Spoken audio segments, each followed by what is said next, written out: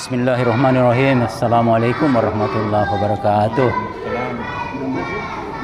Alhamdulillahirabbil alamin. Allahumma rabbana lakal hamd anta qayyimus samawati wal ard wa mungkin. Allahumma shalli ala Muhammad wa ala ali Muhammad. Baiklah, kembali kita di kajian Al-Qur'an secara tafsir ya. Adapun surah yang kita bahas masih di surah An-Nahl. Dia ayat 57 sampai dengan 60. Sebelumnya mari kita baca ayatnya. Wa yaj'aluna lillahil banati subhanahu wa lahum ma yashtahun.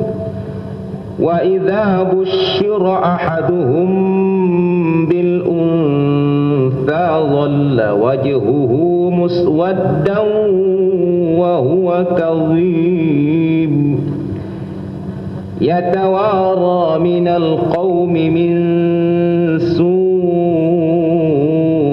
ma bushshira bih ayumsikuhu ala hunin am yadussuhu fit turab ala sa'a ma yahkumun lilladzina la yu'minuna bil akhirati mathalus saw' walillahil mathalul a'la wa huwal azizul hakim. Assalamualaikum warahmatullahi wabarakatuh. Alhamdulillah allazi 'allama bil qalam 'allamal insana ma lam ya'lam. Allahumma shalli ala Muhammad wa ala ali Muhammad. Kita sama-sama mentadabburi ayat 57 dari surah An-Nahl. Di sini diberikan kisah-kisah tentang kebodohan zaman jahiliyah sebelum datangnya ajaran Rasulullah Muhammad SAW. Mereka itu menganggap anak perempuan sebagai aib, tetapi mereka menganggap Tuhan itu punya anak perempuan ya. Jadi ini kesalahan berpikir, salah persepsi. Mereka menganggap itu kalau dapat anak laki-laki itu mulia terhormat, tapi kalau dapat anak perempuan dianggap aib. Jadi satu persepsi yang salah. Jadi memang satu kebodohan. Makanya disebutlah zaman jahiliyah, terutama bagi bangsawan, bagi orang-orang yang terhormat di masa itu ya. Jadi kalau mereka memiliki anak perempuan, dia punya dua pilihan. Apakah tetap memeliharanya dalam kehinaan di mata kaumnya, atau menguburkannya hidup-hidup. Dan itu terjadi, Masya Allah.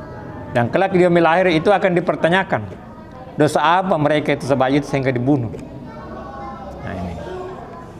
Jadi inilah tindakan yang sangat buruk dari suatu kesalahan persepsi. Jadi orang-orang di zaman itu dibentuk oleh lingkungannya.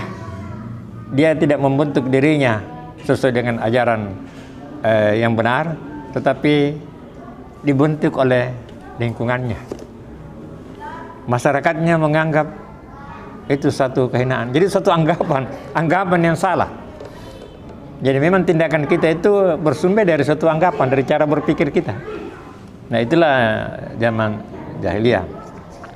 Nah, jadi di sini ditekankan tentang sifat-sifat mereka yang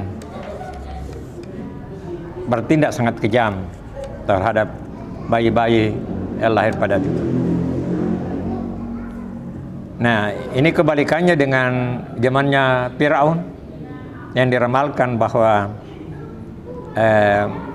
kerajaannya akan dihancurkan oleh seorang pemuda, seorang laki-laki dari kaum Yahudi.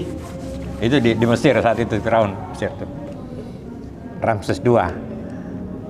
Jadi sejak diramalkan begitu, dia bunuh laki-laki, semua laki-laki dibunuh. Ya, karena untuk kekuasaannya. Ya, jadi itu berdasarkan ramalan. Kalau di zaman ini, di zaman jahiliyah ini, itu berdasarkan persepsi, salah anggap. Ya. Nah inilah makanya disebut zaman jahiliyah, artinya zaman kebodohan. Dan alhamdulillah dengan datangnya ajaran ini Rasulullah SAW, maka persepsi itu hilang. Ya. Dan sampai sekarang, karena laki-laki dan perempuan sama-sama saja, kemuliaan seseorang bukan pada jenis kelaminnya, tapi pada ketakwaannya. Ya. Kita sharing, mudah-mudahan ada manfaatnya, dan ini merupakan ada hikmah dari sini untuk kita berhati-hati dalam memilih sikap atau dalam memandang sesuatu. Jadi paradigma itu memang bisa salah, bisa sesat, kecuali kalau kita berpegang pada dua warisan Rasulullah, yaitu Quran dan hadis. Wa barakallahu fikum. Assalamualaikum warahmatullahi wabarakatuh. Ya, bismillahirrahmanirrahim. Kali ini kita bahas tentang zaman jahiliyah, ya, zaman kebodohan, di mana ketika itu kaum perempuan itu dianggap satu aib. Dan memang manusia itu sebagai makhluk, dia sebenarnya dibekali akal pikiran. Tidak hanya akal pikiran, tetapi ada juga budi pekerti. Nah, sebagai manusia ketika itu dia rela mengorbankan anak perempuannya karena persepsi yang salah terhadap perempuan, ya, wanita ketika itu.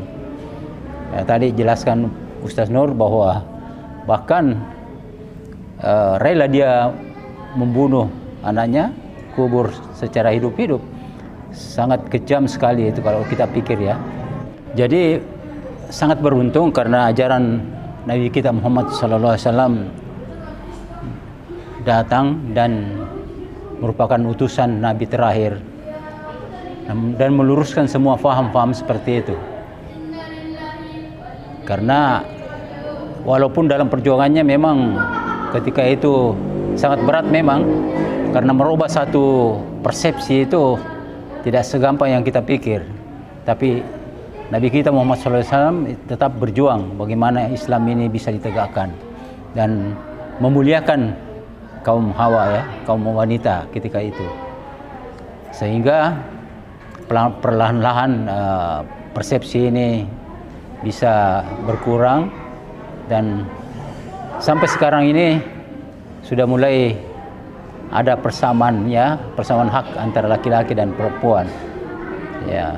Jadi persamaan gender istilahnya, ya, zaman sekarang. Dan inilah hukum-hukum Islam yang ditegakkan oleh Nabi kita Muhammad SAW. Saat ini kaum Hawa ini sudah berperan pada tingkat pemerintahan, pada tingkat bisnis, usaha dan segala macam. Ya, walaupun belum bisa setara dengan laki-laki, tapi peranannya saat ini kaum wanita ini sudah menunjukkan hasilnya yang luar biasa, ya. Dari segi pendidikan, ya, udah banyak juga kaum wanita yang sangat maju, ya. Bahkan mencapai peringkat doktor dan profesor, ya, di perguruan-perguruan tinggi itu. Alhamdulillah, ajaran Islam ini memang adalah ajaran yang memuliakan manusia sebagai hamba. Saya kira itu tambahan sedikit dari saya. Assalamualaikum warahmatullahi wabarakatuh. Ya, saya lanjut apa yang disampaikan Pak Ismail, bahwa memang sekarang ini di zaman modern ini wanita-wanita itu memiliki kesetaraan, tetapi salah persepsi tetap juga ada di kalangan wanita-wanita, dibagi sebagian orang, terutama di daerah negara-negara sekuler, negara-negara barat, memamerkan keindahan tubuh itu dianggap suatu yang baik. Ya. Jadi mereka berpakaian seksi, berpakaian minim sebagai satu kebanggaan. Ya, dianggapnya bahwa itu adalah suatu yang baik. Jadi ini suatu kesalahan persepsi juga sebenarnya. Padahal itu sebenarnya suatu yang sangat buruk. Banyak dampaknya dari segi dampak fisiologis maupun dalam pergaulan yang terjadinya tindakan-tindakan pelecehan terhadap perempuan. Sebenarnya sebagian itu disebabkan oleh cara perempuan itu sendiri tampil. Ya, yang sebaiknya sebenarnya adalah wanita itu berpakaian sopan, berpakaian tertutup. Ya. Tapi itulah juga persepsi juga.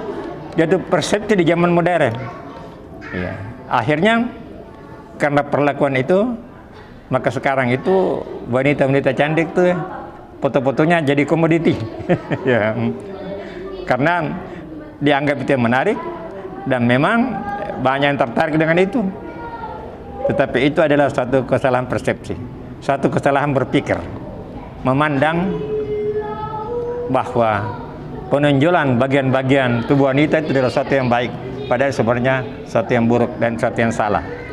Itulah kesalahan persepsi di zaman modern ini. Ya. Dan itu ada yang mengatakan itu budaya. Sebenarnya cara berpakaian itu tidak didasarkan pada budaya. Ya. Semakin kurang pakaiannya dianggap semakin modern, padahal itu sebenarnya kembali ke zaman purba. Di zaman orang-orang jadi betul. Kalau kita ambil ceritanya Ratu Balkis waktu dia berkunjung ke istana Raja Sulaiman, itu kan ceritanya itu dianggap kolam dan diangkat bajunya, kelihatan betisnya. Itu berarti Ratu Balkis memakai long dress. Memakai baju panjang. Ya. Jadi ini satu sentilan dalam Al-Quran yang menggambarkan peradaban di masa itu oleh Ratu Balkis dan di zamannya Sulaiman. Ya. Jadi sesuatu yang dianggap modern bukanlah sesuatu yang baru. Modern adalah sesuatu yang terbaik di zamannya. Itulah yang dianggap dengan modern. Ya. Jadi mudah-mudahan kita di zaman ini juga hati-hati untuk berpendapat, hati-hati untuk berpikir. Mudah-mudahan kita tidak salah langkah memiliki paradigma ataupun cara pandang yang sebenarnya salah. Ya, apalagi kalau dikaitkan dengan ajaran agama kita. Mudah-mudahan ada manfaatnya. Akhirul kalam. Assalamualaikum warahmatullahi wabarakatuh.